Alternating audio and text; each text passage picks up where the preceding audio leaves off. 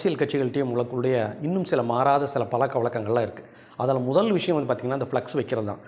இந்த ஃப்ளக்ஸ் வைக்கிறது அவங்க என்ன நினச்சிக்கிறாங்க அப்படின்னா, ஒரு பஸ் ஸ்டாண்டு பக்கத்தில் ஒரு பொது இடத்துல ஃப்ளக்ஸ் வச்சுட்டா ரோட்டில் போகிறவங்க வர்றவங்கெல்லாம் வண்டியை நிறுத்திட்டு ஒரு காஃபியை குடிச்சிட்டு அந்த ஃப்ளக்ஸ் ஃபுல்லாக படித்து முடிச்சுட்டு அதை மைண்டுக்குள்ளே வச்சுட்டு போவாங்க அப்படின்னு நினைக்கிறாங்க. யாருமே அப்படி கிடையாது. அவன் வண்டியில் அவன் வேலைக்கு ஓடிட்டே தான் இருக்கிறான். மலைச்சாலைகளில் சைட்லெலாம் பார்த்திங்கன்னா எஸ்டேட்டில் மண் சரியக்கூடாதுன்னு வந்து கல் கட்டடம் கட்டி வச்சுருப்பாங்க. அதுபோக நெடுஞ்சாலைத்துறை நல்ல வெள்ளை கலரில் பெயிண்ட் அடித்து அழகாக வச்சுருப்பாங்க.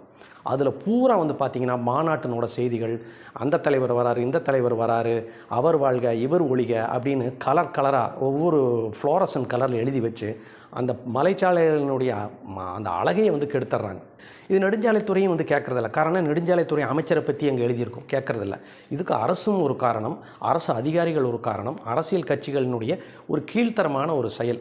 சும்மா வந்து நம்ம சிங்கார சென்னை, அழகான கோவை நகரம், நம்மளுடைய மதுரை மண் இப்படின்லாம் சொல்லி பிரயோஜனம் இல்லை.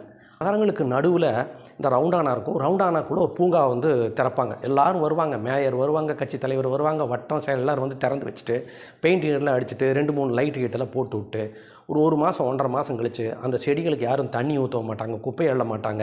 அதில் வந்து குறத்தி வந்து பூனைக்கறி செய்கிறது, நாய்களாக வந்து படுத்துக்கிறது, வழக்கம் போல் குடிகாரர்களும் வந்து படுத்துக்கக்கூடிய இடமா இருக்குது. சொல்கிறது ஒன்று, செய்கிறது ஒன்று. அதெல்லாம் பராமரிக்கிறதே கிடையாது. ஏதோ பெரிய பெரிய நகரங்களில் இந்த DAG office, collector office, court இருக்கிற இடத்துல இருக்கக்கூடிய ரவுண்டானா மட்டும் பராமரித்து நல்லா பச்சை பசேல்னு வச்சுக்குவாங்க. ரோடு வைடன் பண்ணுறது அப்படிங்கிற பேரில் நிறைய மரங்களை வந்து வெட்டியாச்சு. இதில் ஒரு சில இடங்களில் இருக்கக்கூடிய மரங்களை மறுநடவு செய்யணும் அப்படின்னு இயற்கை ஆர்வலர்கள் நிறைய பேர் சொல்லியும் அது யாரும் செய்கிறதில்ல. ஸோ இதுக்கு யார் கை கொடுக்கணும்? கண்டிப்பாக நெடுஞ்சாலைத்துறை தான் கை கொடுக்கணும். இந்த பசுமை ஆர்வலர்கிட்ட சொல்லிட்டா ஒரு சில மரங்களை வந்து மறுநடவு வந்து செய்யலாம். ஏன்னா 50 வருஷம் 60 வருஷம் இருக்கக்கூடிய ஒரு மரத்தை வளர்த்துறது எப்படி அப்படிங்கிறது மரத்தை நட்டு தண்ணி ஊற்றுனவுக்கு தான் தெரியும், மரத்தை பிடுங்குறவனுக்கு தெரியாது. ஜேசிபி ஓட்டுறவன் ஒருத்தன், மரத்தை வெட்டுறவன் ஒருத்தன், ரோடு போடுறவன் ஒருத்தன். ஒரு மரம் நிழல் இல்லாமல் இன்றைக்கி என்ஹெச் ரோட்டில் எவ்வளோ தூரம் பயணம் நம்ம செஞ்சிட்ருக்குறோம் அப்படிங்கிறது என்ஹெச் ரோட்டில் இந்த பைபாஸில் போகிறவங்களுக்கு வந்து தெரியும்.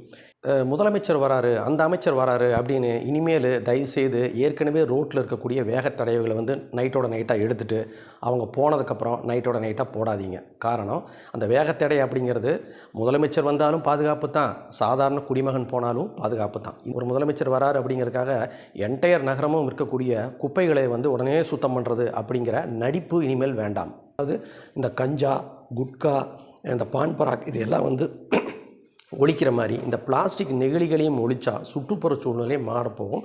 இதில் முக்கியமாகவும் இந்த விஷயத்தை வந்து நம்ம பார்க்கப்படணும். இது போன்ற ஒரு சிறப்பான அப்டேட்டில் உங்களை மறுபடியும் சந்திக்கும் வரை பை பாய்.